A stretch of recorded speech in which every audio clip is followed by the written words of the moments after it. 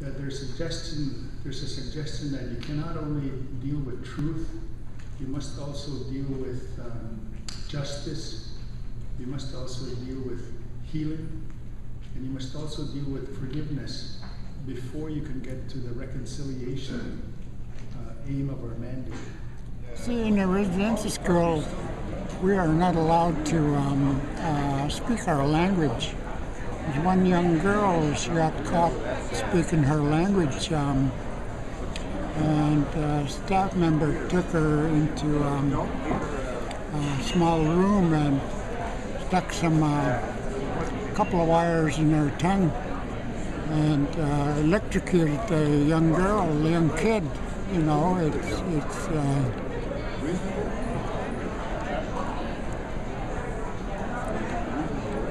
pretty horrific.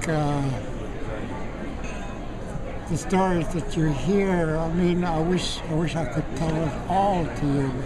It's important to understand that anywhere between 25 and 60% of the children died in the schools, and that the government of Canada and churches knew that as early as 1906, and that lasted up until about the mid-1950s. So there was a large loss of life in residential schools. There's an unrest in those places where they lay that are unmarked, because there's an unrest in our Indigenous communities knowing that we have loved ones out there that are unidentified, because there's an unrest there for them, which means there's an unrest there in the present and the living, and there's an unrest for future generations. We have to be able to mark them, honor them, do ceremony around them, so that they can find the peace there and have peace here and peace into the future. The story that was told to me by my uncle, who witnessed the death of his younger sister, my dad's younger sister as well.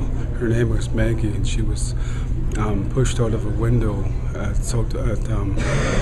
Keeper Island Residential School, and she was killed there. And to this day, we don't know where her body is. She was about 7 years old, roughly around 7 years old, but I don't remember the year.